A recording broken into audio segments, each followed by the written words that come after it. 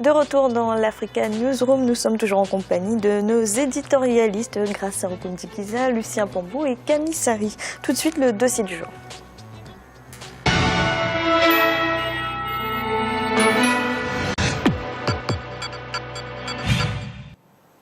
Au cours des 20 dernières années, le paysage bancaire africain s'est profondément recomposé face à leurs concurrentes étrangères. Les banques locales ont enregistré une réelle montée en puissance. Nous verrons les cas du Rwanda avec notre correspondant Oliva Diakotan et de la Côte d'Ivoire avec notre correspondant à Abidjan, Olivier Conan. Reportage. Les banques nationales connaissent un développement considérable en Afrique depuis des décennies. Au Rwanda, cet essor a amélioré le taux de bancarisation dans le pays, estimé à près de 30%. En effet, les Rwandais ont de plus en plus recours aux services des banques commerciales locales du pays pour leurs différentes opérations financières. Le nombre de personnes ayant accès aux services financiers a connu une augmentation remarquable. Il s'élève à plus de 70%. Cela est le fait du dynamisme des institutions financières commerciales locales du pays des Mille Collines. Une performance remarquable quand on sait que le Rwanda n'en compte que 3. La situation est similaire dans beaucoup de pays africains. En Côte d'Ivoire, les dépôts des clients ont atteint 3 392 milliards de francs CFA en 2011 et les encours de crédit se sont établis à 2 515 milliards de francs CFA. Les banques nationales comme la BNI, BFA, CIB, BIAO, Ecobank et Versus Bank ont contribué à ces résultats importants. Quels sont les facteurs de l'émergence des banques nationales? Qui sont les clients de ces banques? Quelles sont les perspectives de développement de ces institutions? La diversité des produits bancaires et la qualité des prestations et des services sont des éléments essentiels pour les clients. Ce que j'aime de la banque, c'est que j'ai des services appropriés, j'ai un service manager ou un service à la clientèle qui est dédié à moi sur toutes mes transactions. Ces 5 dernières années, Bank of Kigali est la meilleure banque de notre pays. Nous nous tournons souvent vers cette banque pour obtenir des prêts pour nos affaires. Certaines institutions financières locales du Rwanda ont de multiples branches dans le pays et sont aussi présentes dans la sous-région de l'Afrique de l'Est. Une politique qui vise à être plus proche des clients, mais surtout à étendre le réseau au-delà des frontières rwandaises. Ces banques locales détiennent la plus grande part du marché financier. Elles totalisent plus de 50% des profits du secteur bancaire du Rwanda. Cependant, pour maintenir le cap, les banques locales commerciales veulent faciliter davantage l'accès au financement à long terme pour les clients. Le financement à long terme est un souci majeur pour nous, car ce n'est pas évident de l'obtenir sur le marché. Et cela n'est pas le défi que pour notre banque, mais aussi pour toutes les banques. Toutefois, nous y travaillons pour satisfaire les demandes de notre clientèle. Bank of Kigali est la plus vieille institution financière du Rwanda. Elle a été créée en 1967. Cette banque est le leader du secteur dans le pays, voire en Afrique de l'Est. Elle a été distinguée à de nombreuses reprises. La dernière récompense date de mai 2014. L'institution financière a remporté le prix de la meilleure banque d'Afrique de l'Est. Les banques nationales n'ont pas de grands groupes occidentaux auxquels elles peuvent s'adosser pour développer leur business. La solution, c'est d'aller de plus en plus vers la clientèle en développant le réseau des agences et en faisant du crédit. Nous avons en fait négocié au niveau de la cible avec la SFI pour une garantie de portefeuille à hauteur donc de 20 millions de dollars, ce qui donne possibilité de donner 40 millions de dollars de crédit aux PME. Et cela, nous avons aussi réussi à négocier, puisqu'il y a une première, une partie de cette enveloppe qui sera affectée aux startups. Nous avons négocié une partie de cette enveloppe qui doit être affectée à l'agro-industrie. Et nous avons négocié sur une partie, non, ça c'est plutôt en fait la SFI qui l'a imposé, que en fait une partie de notre enveloppe soit en fait destinée aux femmes entrepreneurs.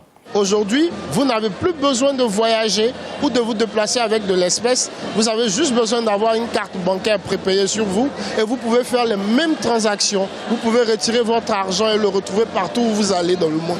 On a des moyens comme le mobile banking, comme de nouveaux services de mobile money pour permettre à la banque d'arriver vers les populations.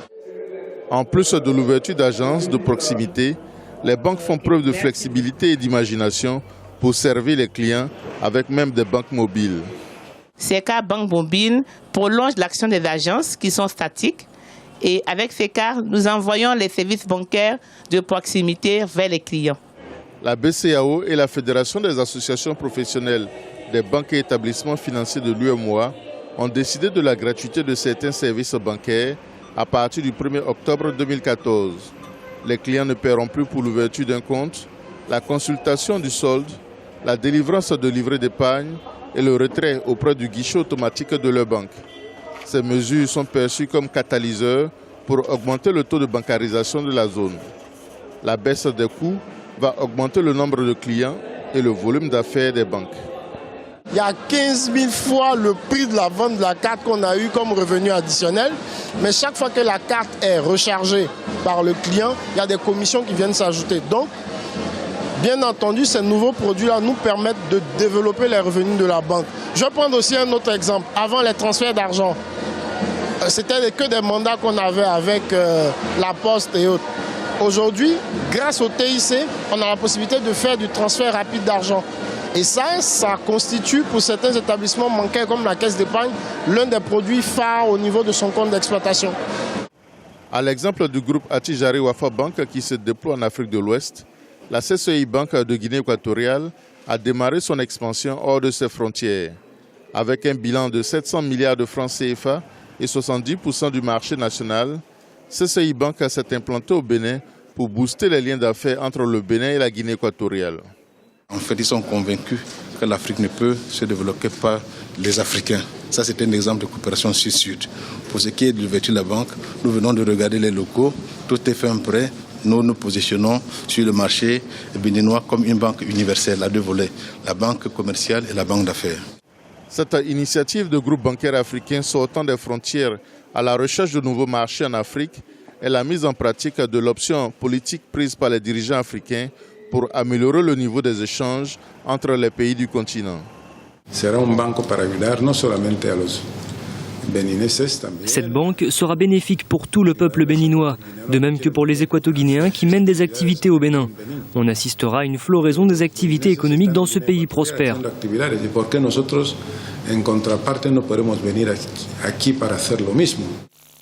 En général, les banques nationales n'ont pas la taille des filiales de banques étrangères. Elles préfèrent maîtriser leur croissance pour atteindre leurs objectifs stratégiques. Nous travaillons en fait très rapidement pour être dans le top 3 donc des banques ivoiriennes.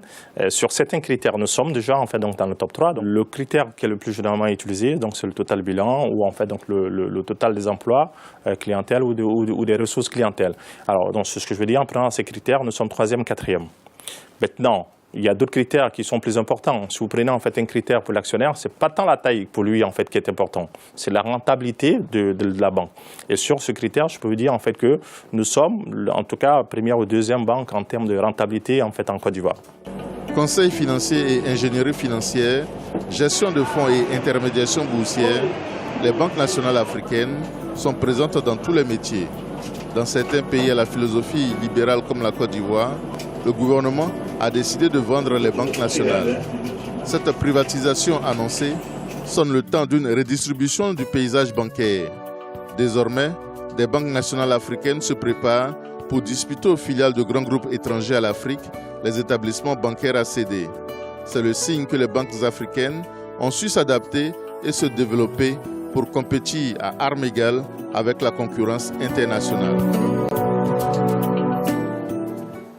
Camille, est-ce qu'on peut dire qu'aujourd'hui, les banques locales sont des concurrentes à la hauteur des filiales des grands groupes étrangers ? Ils ne jouent pas sur le même tableau. Les filiales des banques étrangères, en Afrique francophone, c'est les banques françaises essentiellement, ont été très frileuses pour moi. Ils ont joué le rôle de collecte de dépôt, ils n'ont pas distribué assez de crédits. Maintenant, il y a des banques. Les banques africaines devraient être des banques de proximité, c'est-à-dire d'aller partout et de s'adapter au terrain et de créer vraiment des formes que les banques, les filiales de grandes banques étrangères ne savent pas faire. C'est de s'adapter. Par exemple, on a vu un exemple, c'est cette banque mobile, mais il y a de multitudes de formes. Par contre, je pense que pour augmenter la bancarisation et donc le recyclage des liquidités, parce qu'en Afrique, le problème, c'est qu'il y a beaucoup de thésaurisation. La thésaurisation, c'est qu'on garde l'argent dans les matelas, on paie en espèces. Il faut qu'il y ait une obligation, par exemple, de virement bancaire des salaires à partir, je ne dis pas le petit épicier, il n'a pas les moyens, mais à partir d'un certain seuil d'entreprise, 20 à 30 salariés, il faut l'instituer. Il faut instituer aussi les règlements par chèque et par virement. Pourquoi ? À partir d'une certaine somme. Pourquoi ? Parce que c'est aussi un moyen de lutter contre l'informel.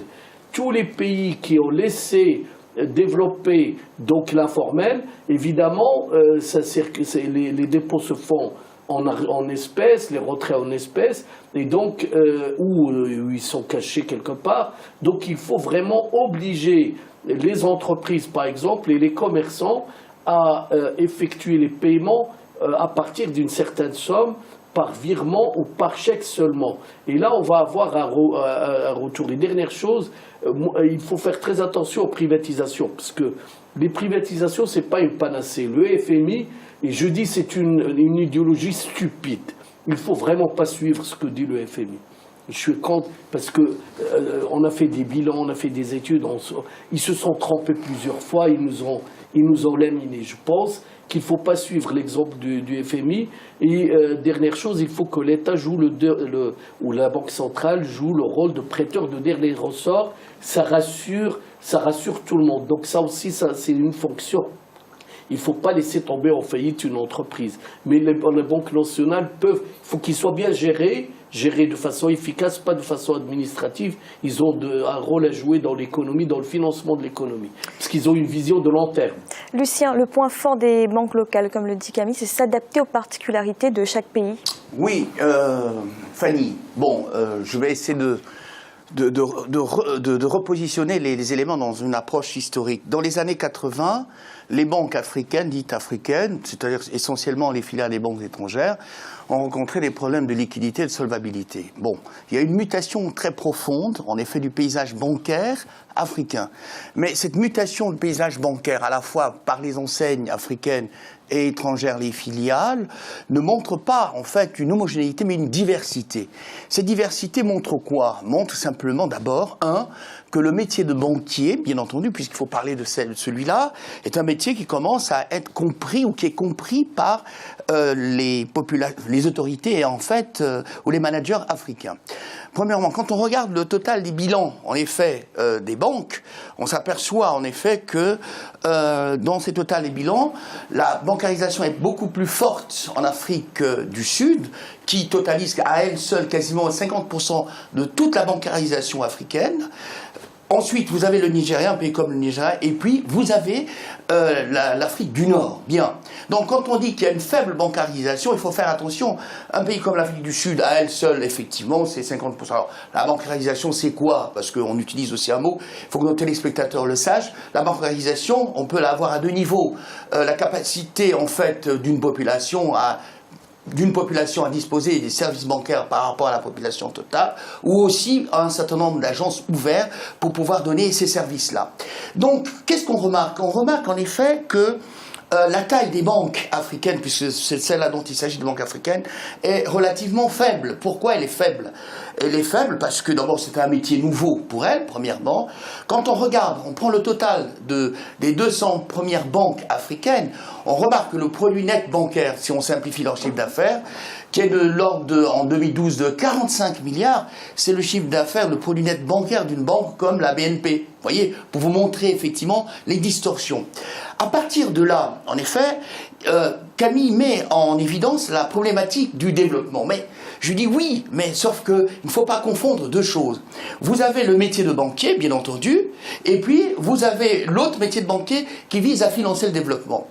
Les banquiers, d'abord, par définition, c'est une entreprise comme une autre qui souhaite faire des profits. Et donc, si elle souhaite faire des profits, elle va être dans des métiers qui lui rapportent énormément de profits. Bien, ça c'est un premier élément. Alors, ces métiers-là qui lui rapportent des profits, c'est par les crédits qu'elle va donner à des professionnels, c'est par des crédits qu'elle va donner à des petites et moyennes entreprises, c'est par des crédits qu'éventuellement elle pourrait donner à ce que les spécialistes appellent la mésofinance, c'est-à-dire l'informel, aller dans l'informel. Or là, il y a des problèmes. Donc ça, c'est un premier aspect. Et puis il y a un deuxième aspect, l'aspect du développement. Bon, on dit que les banques doivent financer le développement, très bien, mais encore faut-il que les aspects concernant le risque, concernant les crédits, concernant les montages financiers, concernant effectivement le développement soient conçus et compris.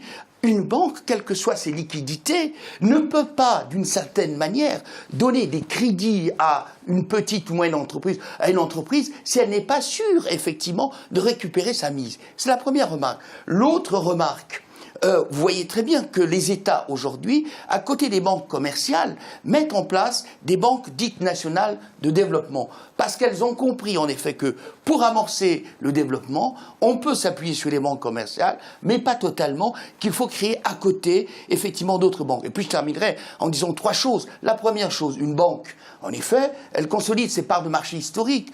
Bien entendu, elle est là depuis un certain temps, elle a tendance effectivement à l'agrandir, puisqu'il y a une concurrence.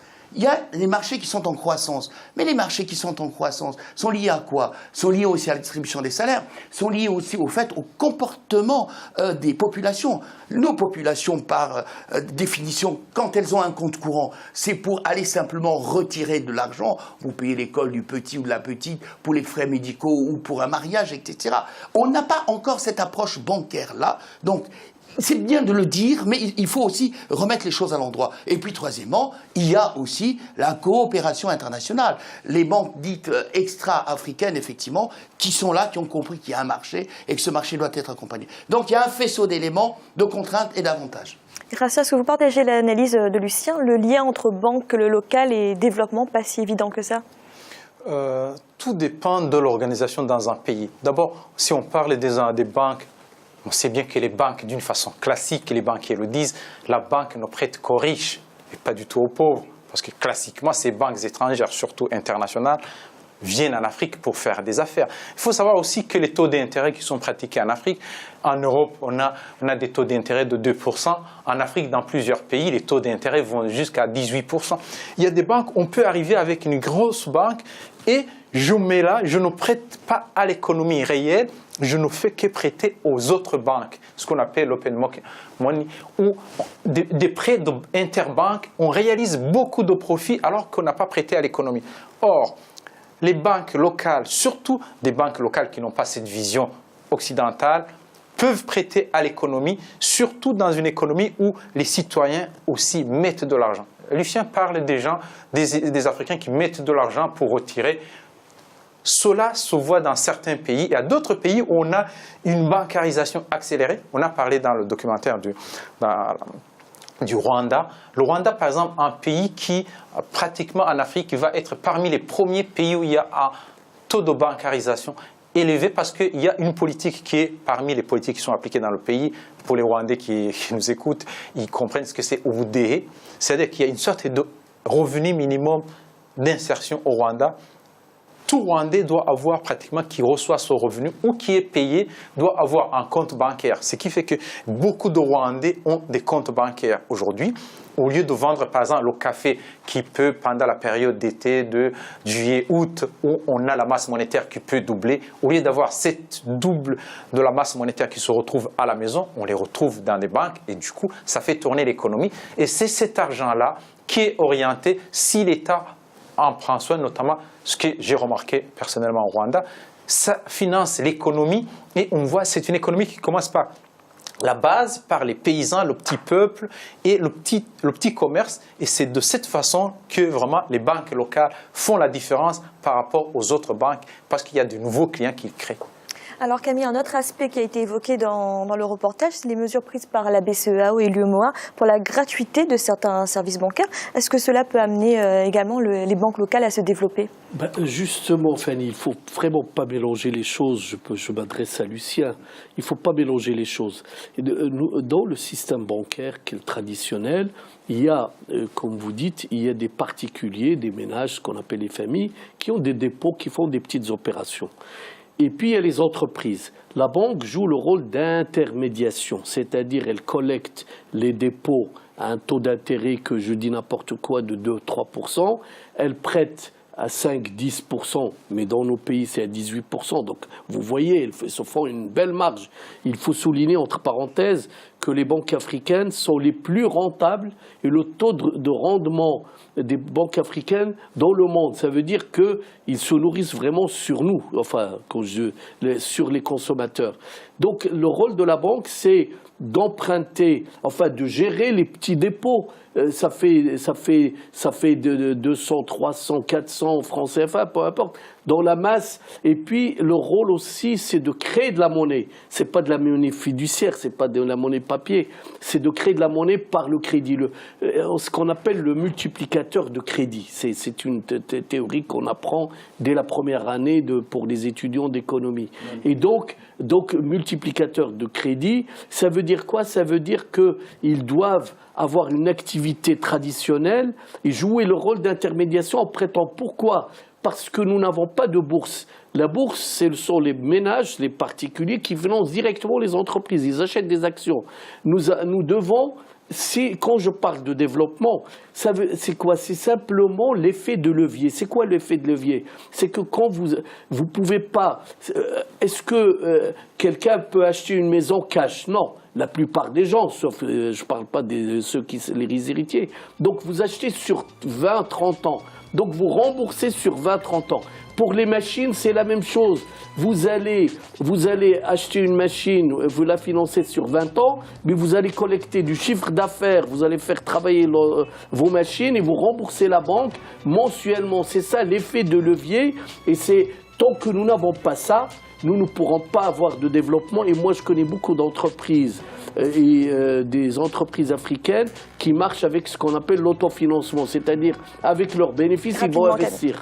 Voilà. Merci Camille, merci messieurs. Nous allons marquer une nouvelle pause dans un instant, la troisième partie de l'Africa News Room. À tout de suite.